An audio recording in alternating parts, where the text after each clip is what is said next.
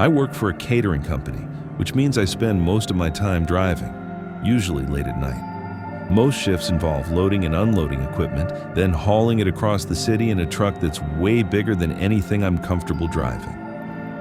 It's not unbearable work, but the hours are rough, and it's definitely not where I imagined I'd be right now. By the time I get home, I'm either too wired from caffeine to sleep, or I pass out immediately and don't wake up until the afternoon. One night, I was heading home around 2 in the morning. It felt good to finally be out of the company truck and back in my own car.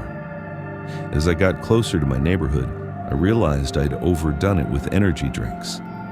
Sleep wasn't happening anytime soon. I also hadn't eaten since earlier that evening. There's a McDonald's right off the highway about 10 minutes from my house. It's open all night and usually empty this late, especially during the week. I don't eat fast food often, but fries at 2 in the morning are hard to beat. When I pulled into the drive-thru, I noticed there were several cars ahead of me. That alone felt strange. Then I saw something else. In the far corner of the parking lot, an old Volkswagen was backed into a space. The paint was faded, and the windows were so dark you couldn't see inside at all. What bothered me was that the lobby was closed, drive-thru only. Employees parked on the opposite side of the building, so there was no real reason for anyone to be sitting there. I told myself maybe someone was just eating in their car. I'd done that plenty of times before. Still, the car stuck in my mind. I grabbed my food and pulled out of the lot. I didn't feel like going straight home, but I didn't want to sit in my driveway either. There's a nature preserve just down the road from my place, built along the side of a mountain. At the top, there's an overlook that gives you a clear view of the city lights. When the preserve is closed, cars can't go past the gate, but there's a walking path that leads all the way up. Back in high school, my friends and I used to hang out there late at night. I hadn't been back in years. When I pulled into the gravel parking area near the entrance, it was completely empty. At least, it was, until headlights appeared behind me. My stomach dropped when I recognized the shape of the car. It was the same Volkswagen from the McDonald's. I parked a short distance away and shut off my engine. The feeling I had wasn't full panic, just a quiet, creeping unease. What were the chances we'd end up in the same place? I cracked my window and listened. No music, no voices, nothing. After a minute, I started to calm down. I figured they were probably doing the same thing I was, killing time, getting some air. Still, something felt off. I didn't want to leave, but I didn't want to be alone either. I pulled out my phone and FaceTimed my friend Sebastian, who lived nearby. I figured if he didn't answer, I'd just eat and head home. He answered. He said he was awake working on a paper. I asked if he wanted to hang out for a bit. After some convincing, he agreed and said he'd be there in about 10 minutes. While I waited, I kept watching the Volkswagen. It never moved. When Sebastian finally arrived, the tension eased a little.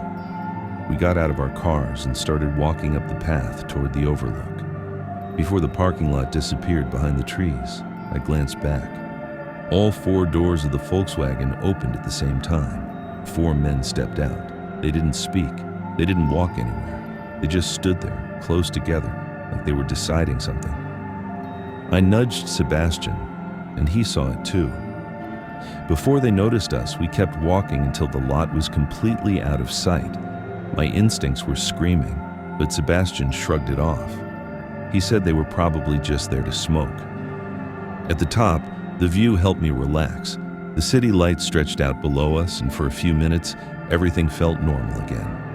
We sat on a low rock barrier, eating and talking like we used to. Then, we heard voices. Laughter getting closer. 3 guys came walking toward us, passing something between them. They seemed relaxed, almost casual. That alone made me feel a little better. But instead of stopping somewhere else, they came straight toward us. The guy holding what looked like a blunt had tattoos on his hands and a nose ring. He looked intimidating without really trying. He smiled and asked if we wanted to join them. We both said no. One of the others chuckled and muttered something I couldn't make out. Then I said something I shouldn't have. I asked how long they'd been hanging out at the McDonald's. The change was instant. The smile disappeared. All three of them stared at us, completely expressionless. No one spoke. The silence felt heavy, like it was pressing down on my chest. That's when I realized something. There had been 4 men in that car. One of them wasn't here. Before I could say anything else, the tattooed guy spoke. He said he worked nights and had just gotten off. He pulled his hoodie aside to show a McDonald's uniform underneath. He said they came up here every night after work.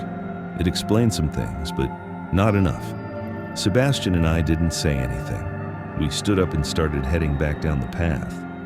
Halfway down, Sebastian stopped suddenly and pointed toward the trees. I followed his gaze. The 4th man was standing there, partially hidden in the darkness. He was holding something, but I couldn't tell what it was. The moment he realized we could see him, he stepped forward. That was it. We ran. I could hear footsteps behind us, fast and heavy. My heart was pounding so hard, it felt like it was in my throat. I didn't look back. We reached the parking area, jumped into our cars, and drove off. As I pulled away, I saw them running back toward the Volkswagen. I didn't go home. I didn't want them knowing where I lived. I called Sebastian and told him to meet me on his street instead. I don't think they followed us, but I wasn't taking the risk. When we met up, neither of us talked much. Whatever those guys wanted, it didn't feel random. Sebastian showed me his phone. He'd managed to take a picture of them without them noticing. The next day, since I had the day off, we went back to the McDonald's and talked to a younger employee. We showed him the photo. His face went pale. He told us the tattooed guy used to work there. His girlfriend had worked there too. When she broke up with him, he didn't handle it well. He followed her, harassed her at work, and wouldn't leave her alone. He was fired. Police got involved. There was a restraining order. Apparently, he'd been violating it by sitting in the parking lot at night. Sebastian and I just looked at each other. I still don't know why he followed me that night, but it was clear something wasn't right with him. It's been about a week. I haven't been back to that McDonald's. I haven't gone near the preserve either. And every time I see a Volkswagen on the road late at night, I check my mirrors, just in case.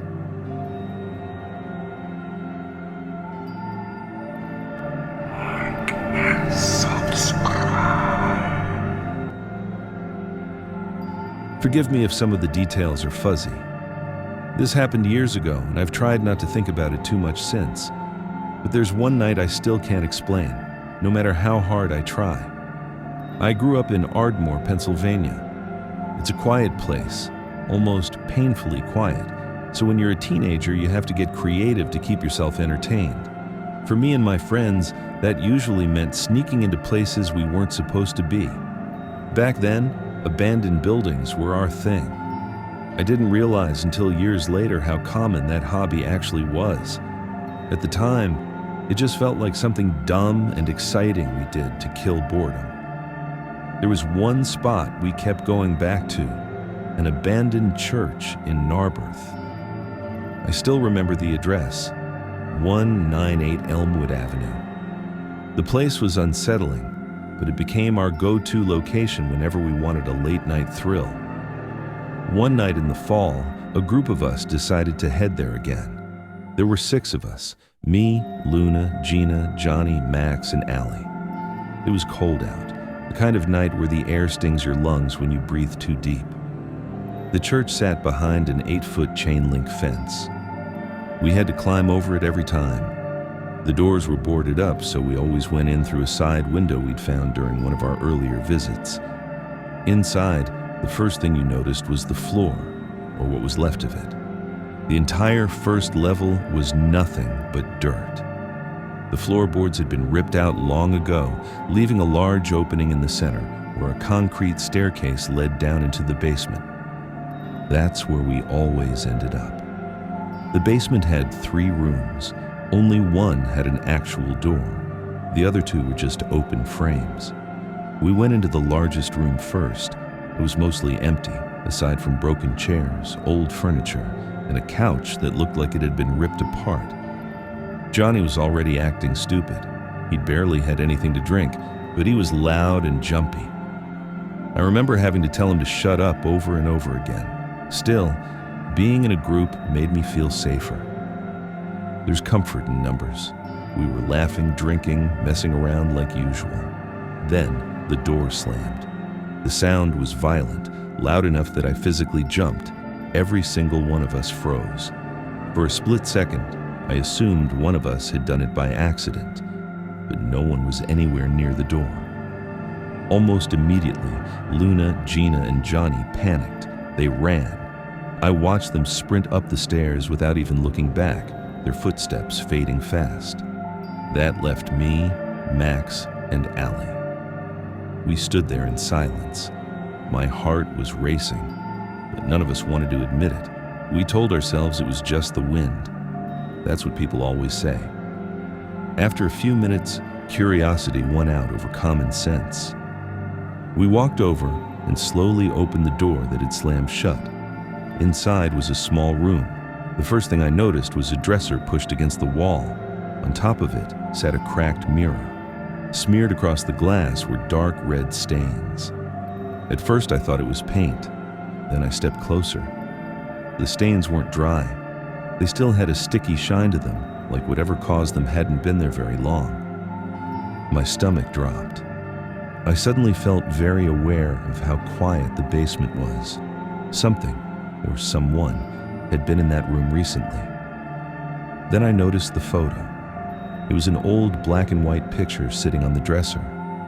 A woman in a wedding dress stared back at us, smiling. There was nothing obviously wrong with the photo, but the longer I looked at it, the worse I felt. I took a step back. That's when we heard another noise. This time, it didn't come from the room we were standing in. It came from behind us, from the large room we had just left. That was it. Max and Allie didn't hesitate. They turned and ran, and I followed them without arguing. We bolted up the stairs, out through the window, and over the fence as fast as we could. Once we hit the sidewalk, none of us spoke. Before we left, I turned back toward the building.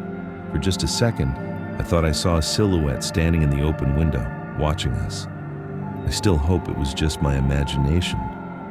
We never went back there together again. Years later, I did return on my own, but the church was gone, completely demolished. I still don't know what we saw that night. All I know is that I'm grateful I wasn't alone. If I had been, I might have convinced myself it never happened at all. If anyone wants to look into that place, go ahead. I never found anything online, but I wouldn't be surprised if that church had a history no one talks about.